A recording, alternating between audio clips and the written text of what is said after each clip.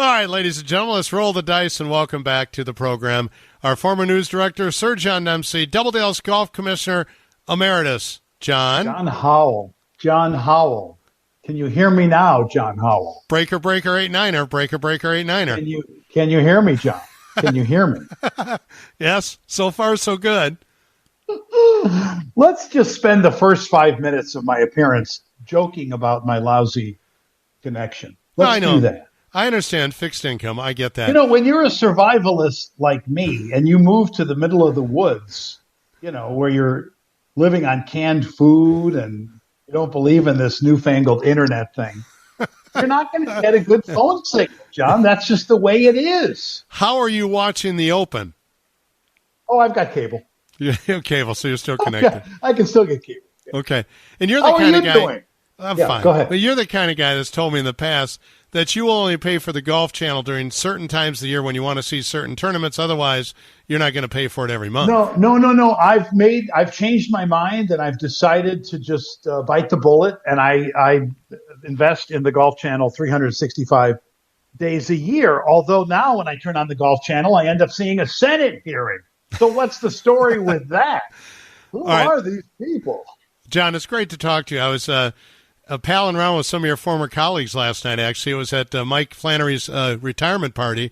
I've heard about that. Yeah, I heard what you're doing is you're inviting friends of mine to golf at Shore Acres when I'm still waiting for an invitation to Shore Acres. So what is the story with that?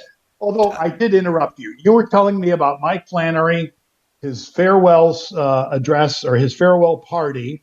I know that Rick Cogan gave a speech, but what are some of the other highlights? Nobody could hear any of the speeches. Nobody could hear any speeches. Nobody needs it. It doesn't matter. It's private anyway. But I wanted to get your take on the first 2 days of the Open, if we could. I thought it's called the British Open. I don't think they like that. I think that they feel it's dismissive. Open. They want it called the Open. Yeah. The Open. Well, you know, Brian Harman is your leader at 10 under par. I saw him this morning. And I think he was 6 under on the day. He was 4 under yesterday. So 4 plus 6 equals 10.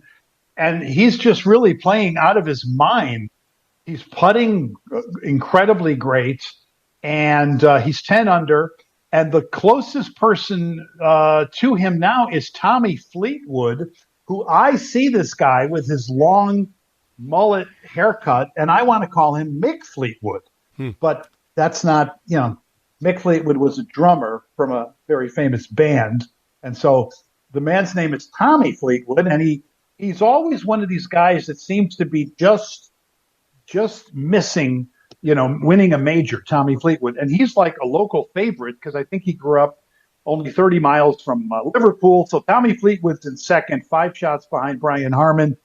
And I think it's going to be a very interesting weekend, John Howell, because they're forecasting a lot of rain over the weekend in Liverpool, England, which you might know is the home of the Beatles, the home of John, Paul, George, and Ringo. Right. Most of us are very aware of that. Let me bring into the conversation Annie Krall, who's a terrific news anchor. She's in for Kim. Hi, John Dempsey. I don't know. How are you? Hold on 1 second. Hold on 1 second, I've guys. heard that you're an incredible golfer. John. Hold on, please. I Annie, heard she's a great golfer. Hold on. Everybody hold on. Go to your corners. Okay. As I was saying, I want to welcome Annie Krall into the conversation. She is, in fact, a terrific golfer. Her handicap, give or take, is 3. Certainly single digits. She's terrific. She wanted to pop on and ask you a question or two about the Open. Annie, please. Thank you. Two golfing compliments from 2 great Johns. I mean, what a great Friday for me. That's just a personal aside. Thank you. No, John, a question. I know we're kind of combing through who's at the top of the leaderboard, but I kind of want to talk about who got cut today. Justin Thomas. An incredible player, came into the week, was number 13 in the Ryder Cup standings. I want to look a little bit into the crystal ball with you, John, if you don't mind, in terms of the Ryder Cup. For those who don't know, going to be in Rome, going to be fabulous in September. Yes. How are we feeling about his chances? Well, it's interesting because I think you know that Kim, the woman that you're sitting in for, is from Kentucky. And JT, Justin Thomas, is also from Louisville, Kentucky. Or Louisville, as they like to call it. And she's a big fan of JT's. But a lot of people are, you're right. Yeah. Annie, as you know, JT has not been playing well lately. He got, what did he get? 11 over par yesterday, including a 9. It was an 82 with an opening round, and he went even par. He went 71 today, so that's not half bad. But yeah, today was not half bad, but yesterday he was done in by the 11 over. So your question about the Ryder Cup, I don't know about this. Right now, Justin Thomas isn't even going to qualify for the FedEx Cup playoffs. That's how poorly he's been playing this year.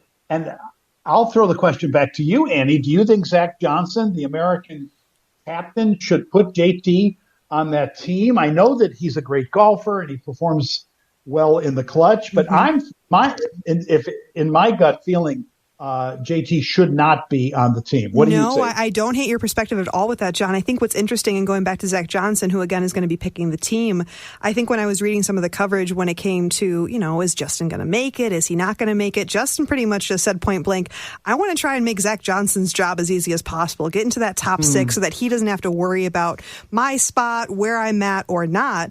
And it doesn't seem like he's making it very easy as he would hope for Zach Johnson.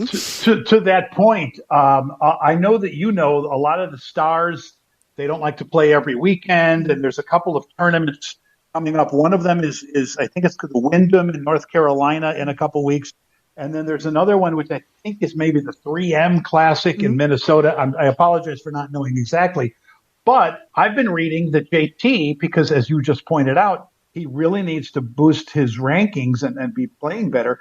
He might play in a couple of these events over the next couple of weeks. No, John, you think you don't know, but you really do. He's already committed to the 3M Open next week. Oh, he has? Okay. He kind of has to. He's got to make some moves, no pun intended. Yeah. So you asked me about who else missed the cut. Tony Finau missing the cut. Keegan Bradley, who just won a couple of weeks ago, he missed the cut. Colin Morikawa, who won the British Open 2 years ago, missed the cut. Shane Lowry. Did you see Shane Lowry bust a club over the back of his neck? He was so frustrated. Mr. Howell, was this what you were talking about earlier? No, the Irish temper. Is he going to talk? Annie, he likes to besmirch me because I'm Irish. He talks about the Irish temper. John Howell, what do you think about Shane Lowry breaking a club over the back of his neck? I saw that. He's that kind of guy. I like him.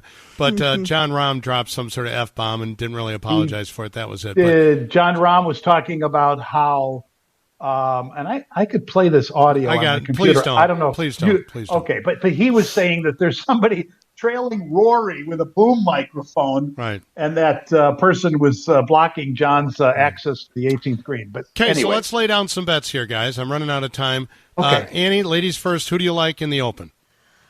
For me, I'm pulling for Tommy. I like the Mick Fleetwood. I think that's hilarious, John. But I think Tommy's got a lot. He's really aggressive around the green. I think he's got some really good touch. And if he can take advantage of that, I think he could really pull something through. Again, I'm not pretending like he's not 5 strokes behind right now, but I think he could have something in him. John Dempsey. I'm with Annie. I like Tommy Fleetwood's chances. Brian Harman has been out of this world for the first 2 days. I can't see Harman continuing that pace. I'm disappointed with Rory's putting today. I would love to see Rory win it. And my other guy that I love is Jordan Spieth, who kind of fell apart today on the back nine. But I think the smart money is with Annie's prediction of Tommy Fleetwood winning. He's due. John Howell? He's due. I'll take Tommy too. Guys, thank you very much. John, thank continued you. Success. Are you going to be home tonight? I want to call you and talk to you about my golf game a little bit. Yes, I want to hear all about it, John. Okay. Thank you, John. Yeah. Thank you, Annie. Nice to meet you. All right, guys. Thank you. No other smart Alec comments about me being Irish or drinking or anything like that, or having a temper. No, not right now. All right. Okay. All right. Give me a call tonight. My best to your wife. Talk to you later. All right, thank you. Thank you, John. Bye-bye. Good luck. Goodbye. Bye. Sir John Dempsey from God knows where on God knows what. WLS Golf Commissioner Emeritus here.